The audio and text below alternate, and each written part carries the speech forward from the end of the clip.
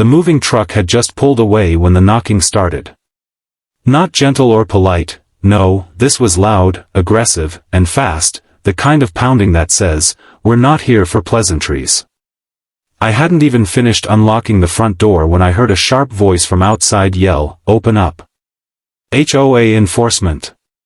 Confused, I swung the door open and found myself face to face with three people I'd never seen before, all dressed in maroon polo shirts with an ugly little badge stitched on the chest that read, "Shoreside Community HOA." The one in the center, a short woman with tightly curled blonde hair and bright red lipstick, immediately pushed forward like she owned the place. "You're in violation of HOA code the moment you moved in," she snapped, not even introducing herself. "This lake is private. You've placed a dock on HOA-managed waters without proper approvals, and you're already subject to daily fines." I blinked, half expecting this to be some kind of weird neighborhood welcome prank. "Excuse me?" I said, still holding the door with one hand and a box of kitchen supplies in the other. She didn't even flinch. "You heard me," she said. "We're here to inform you that you've encroached on shared community resources. Your dock is illegal. Your boat ramp is non-compliant. And your house needs to adhere to HOA aesthetic codes before you can continue renovations." I took a deep breath and set the box down. "First off," I said, "I don't live in your community. This cabin isn't inside your HOA. I bought this land outright, full property rights, full lake access, and full riparian ownership."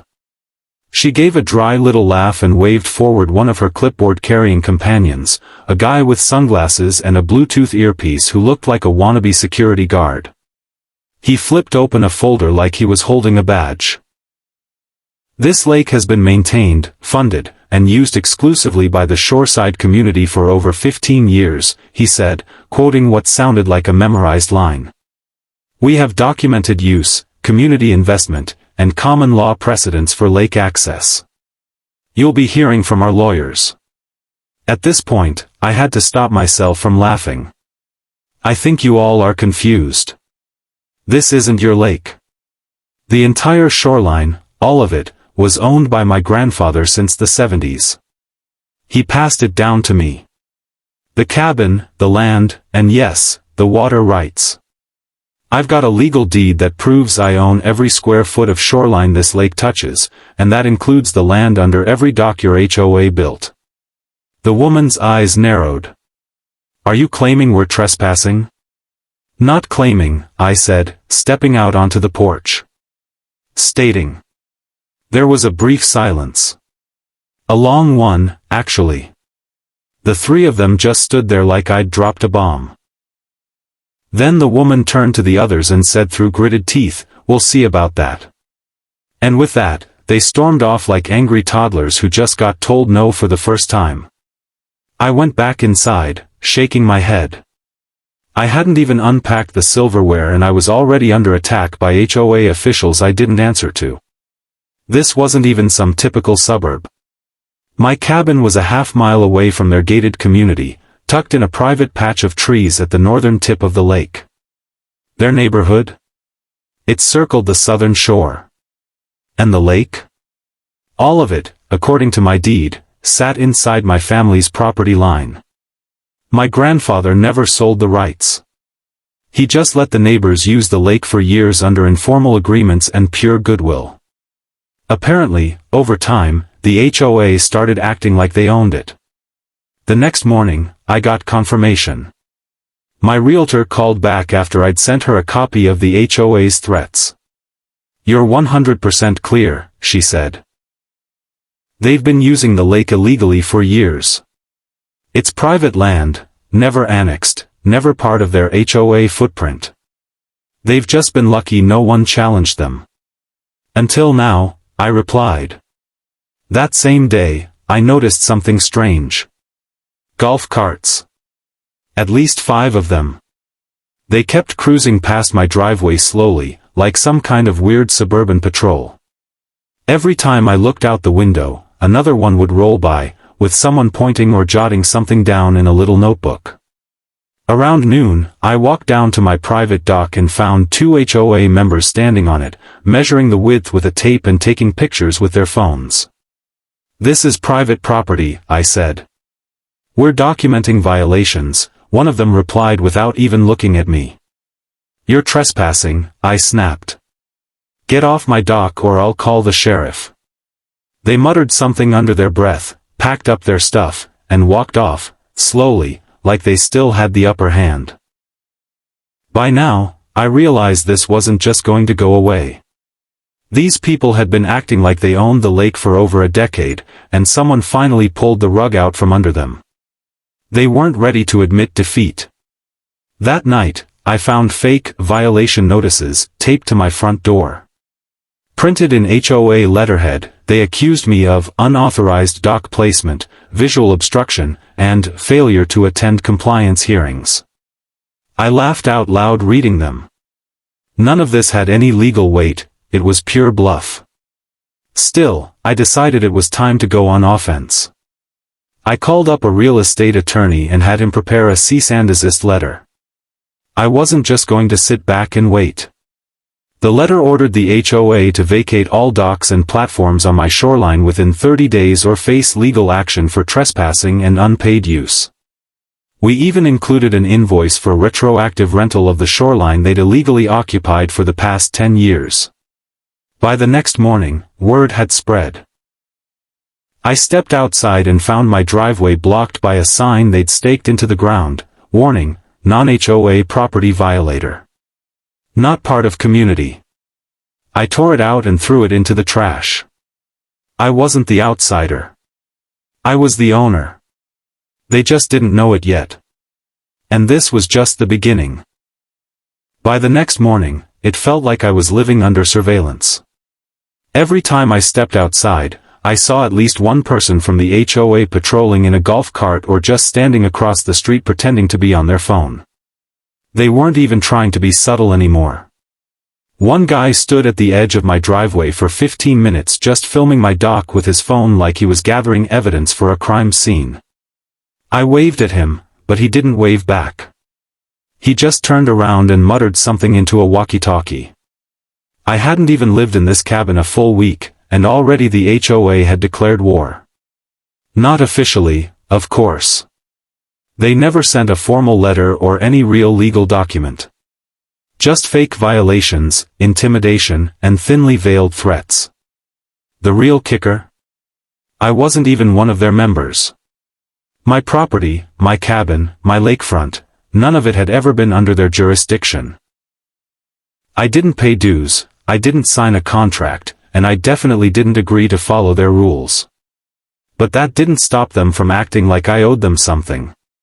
Karen, that same lady who stormed my porch on day one, showed up again around noon, this time with a couple of men and a clipboard in her hands. She walked straight onto my property without ringing the bell, went right down to the lake, and started yelling orders to the others. Mark the distance from his deck to the waterline. Take pictures of the boat. Check for compliance on signage. Get the slope measurements, we'll cite him for drainage runoff if nothing else. That's when I had enough. I walked out with my phone recording. You're trespassing. I've asked you once. I'm not asking again. She turned, her fake smile plastered on like frosting on a rotten cake. We're conducting a community compliance review. This area is under HOA observation. You'll be fined. I laughed and pointed to the sign I had just posted that morning. It was big, bold, and couldn't be missed, private property. Not subject to HOA jurisdiction. No trespassing. She didn't care. We don't recognize your claim. The lake has been part of shoreside HOA activity for years. That's not how the law works, I said. You don't get to just take something because you used it. That's not ownership, that's squatting. She tried to hand me a thick envelope, her so-called compliance packet, but I didn't take it. I told her if she set foot on my dock again, I'd have her cited for criminal trespass. She scoffed, dropped the envelope at my feet, and marched off like she was the sheriff of a town she didn't even live in. That night, I sat on my back porch watching the lake, wondering how something as peaceful as this place had turned into a battleground. I had moved out here to get away from city noise, to fish in the mornings, maybe teach my kids to swim during the summer. Instead, I was locked in a cold war with a bunch of suburban tyrants in golf carts. But then I remembered something my grandfather once said when I was a kid, sitting right here in this same spot. The only people who bark the loudest are the ones who know they don't belong. And that's what this was, noise. Empty, desperate noise from people who had gotten away with too much for too long. The next day, I took it up a notch. I hired a local surveyor and had the full perimeter of the lake professionally marked. I installed small legal boundary posts every 20 feet, with reflective tags and GPS coordinates. Then I put up, "No trespassing, private shoreline," signs on every dock the HOA had built, all 7 of them. One even had a picnic platform that was clearly used regularly, with chairs and an umbrella still sitting there. I locked the gates to each dock and added warning stickers. It wasn't about being aggressive. It was about being clear. These weren't vague threats. They were lawful reminders. This land was mine. The HOA had no right to it.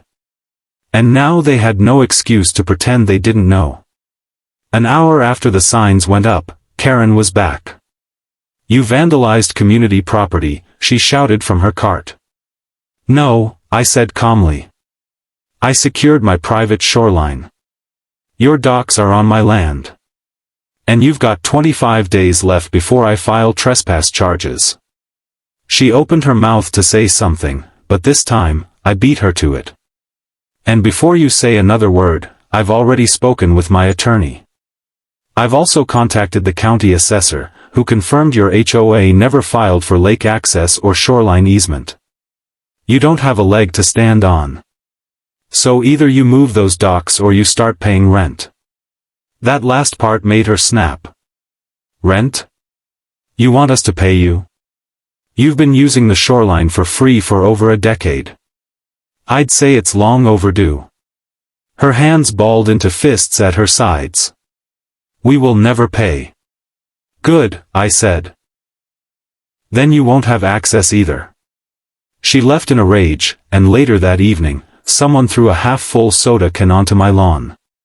Real mature. But I didn't let it get to me.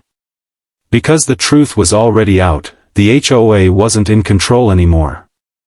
I was. And I was just getting started.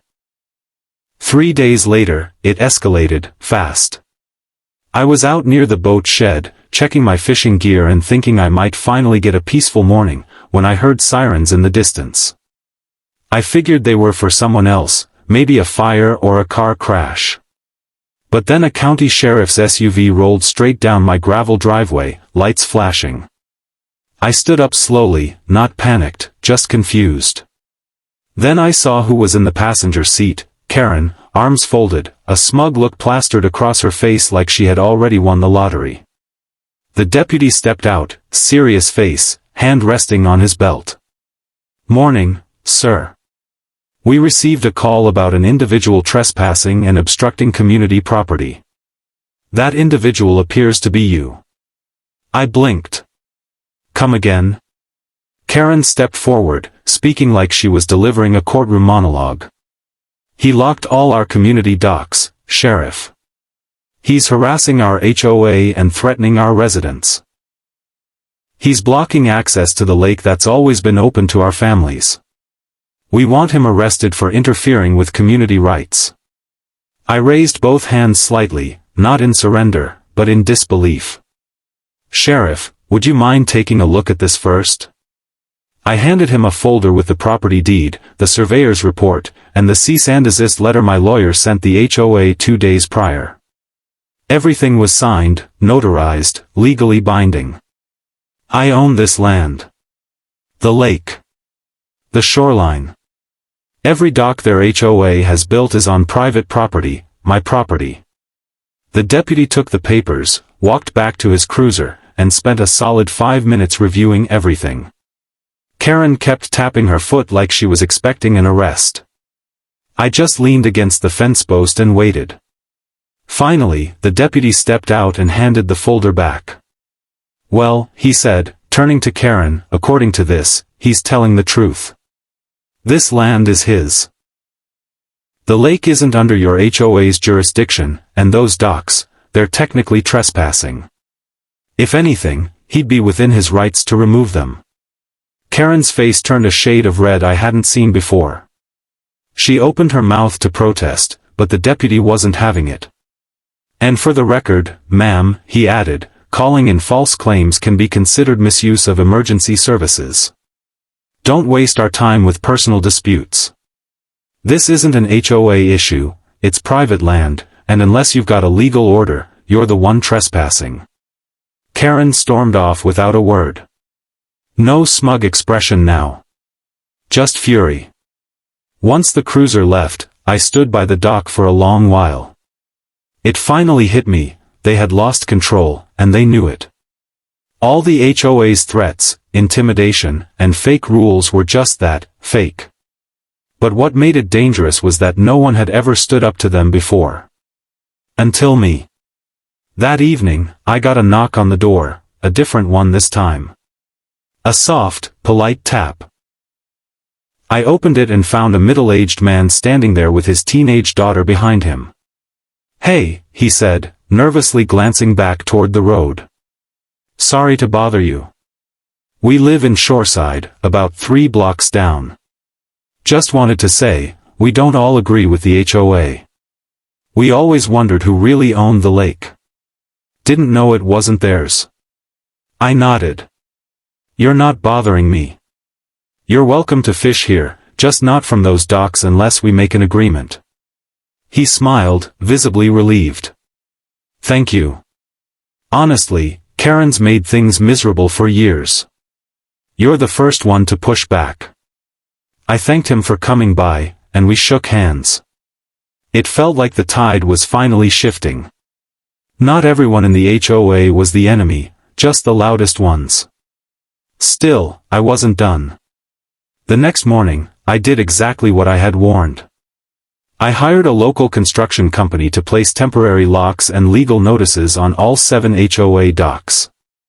Each sign read clearly, "Private property. Unauthorized access prohibited. Owner, my name. Violators will be prosecuted." By noon, my phone started buzzing, anonymous calls, threats, messages full of angry words like thief, bully, and even land grabber. But none of it stuck. I didn't steal anything. I reclaimed what had always been in my family's name. If anything, they were the ones who had freeloaded off our land for years. Then came the email. Karen sent it herself, in all caps, of course. She claimed she was preparing a civil lawsuit on behalf of the HOA, seeking compensation for 15 years of lake use and maintenance. I replied with 2 words, "Bring it." I wasn't bluffing. My lawyer had already looked into it. They had no easement, no license, no documentation of permission. Just assumption. And assumptions don't win in court. What happened next surprised even me. 3 days after the sheriff visit, Karen was voted out of her position. Someone leaked the cease and desist letter to the community Facebook group, and it spread like wildfire. Turns out, a lot of residents had grown tired of her bullying tactics and constant fines for things like lawn length and mailbox paint. People started talking. Questioning. Asking things like, why are we paying HOA dues if they can't even legally use the lake, and who approved building the docks on someone else's land? By the end of the week, there was a petition circulating calling for a complete audit of HOA leadership and policies. I signed it. Then I got another knock on the door. This time, a younger woman, probably in her late 20s, nervously held out an envelope. My parents live in Shoreside. They've been using the dock near their place for years, but they don't want trouble. Is there any way they could pay for access? I opened the envelope. Inside was a check for $600, 2 months rental at $300 per dock, just like I had quoted in my cease and desist. "Tell them they've got nothing to worry about," I said. "They're welcome here, the right way." And just like that, the power had flipped. 2 weeks after the storm started, everything had changed. The HOA that once roamed the neighborhood like royalty was now eerily quiet. No more golf carts circling my property. No more Karen shouting at me across the dock. No more fake violation letters taped to my front door. It was as if they had all collectively realized the house of cards they were standing on had collapsed. The truth was out, and there was no hiding from it anymore. I was no longer the villain in their story. In fact, some of them had quietly started contacting me, not with threats, but with offers. One older couple came by to ask if they could continue using the dock behind their property on weekends, promising to pay whatever was fair. I gave them a handwritten agreement on the spot, $300 per month, same as the others. They smiled, paid up front, and even offered to help clean up the shoreline. It was surreal. Just days ago, these same people were giving me side eyes and cold shoulders. Now they were neighbors again, real ones. Polite, respectful, and finally understanding that I wasn't the enemy. I was the landowner they should have been thanking all along. But not everyone accepted the new reality so gracefully. Karen, of course, wasn't done. She sent one last letter through an attorney, some vague legal threat filled with accusations about emotional distress, property rights violations, and unjust enrichment. My lawyer laughed as he read it and sent back a polite but brutal response with all the documents attached again, the deed, the survey, the historical ownership records, and a line-by-line explanation of why her HOA had zero legal standing. That was the last we heard from her. And just in time, too, because that same week, the county held a community forum to discuss several local disputes, including HOA complaints. I showed up with a clean folder and a calm voice. Karen didn't even attend. But nearly 30 shoreside residents did, and many of them approached me afterward with a completely different tone than before. One man said, "I've lived there 10 years, and I had no idea the lake wasn't even part of the HOA. We were lied to."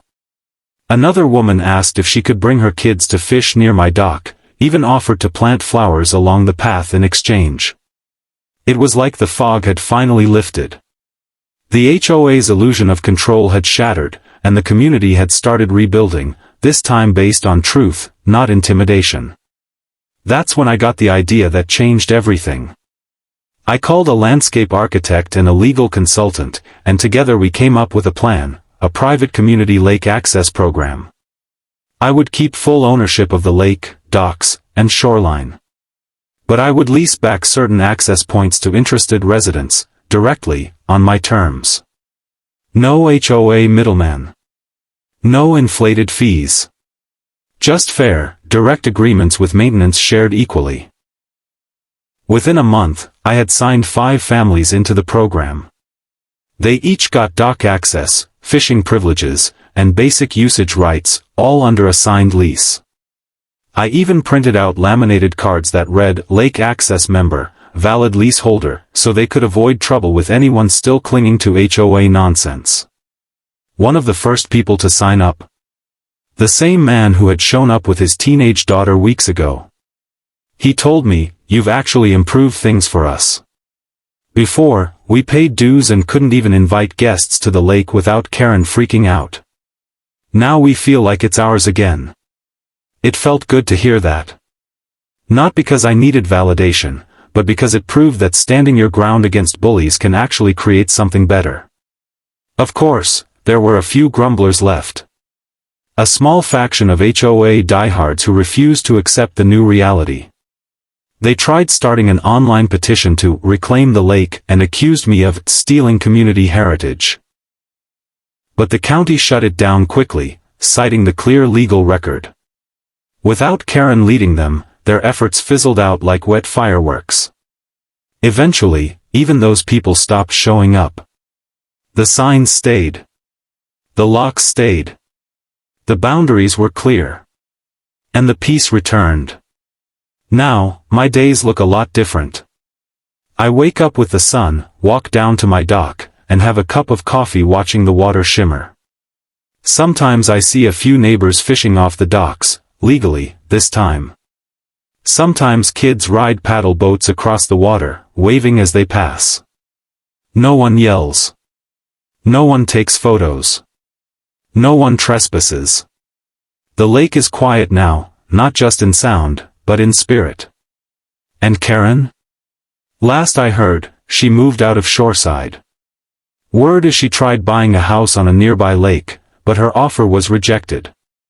Rumor has it, the seller was related to someone in the county office who had followed the whole drama. I don't know if that part's true. But I do know this.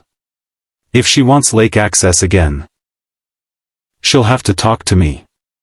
I kept the receipts. I kept the documents. And more importantly, I kept the lake. So if you're ever moving into a new place and someone in a matching polo shows up demanding control of what's yours, just remember this: sometimes the people yelling the loudest are the ones most afraid of the truth. And if you hold your ground, legally, calmly, and with the facts, you might just turn the whole tide. In my case, I didn't just win a fight. I reclaimed a legacy. And every time I walk that dock, I'm reminded that no HOA, no Karen, and no amount of fake fines will ever take it away again.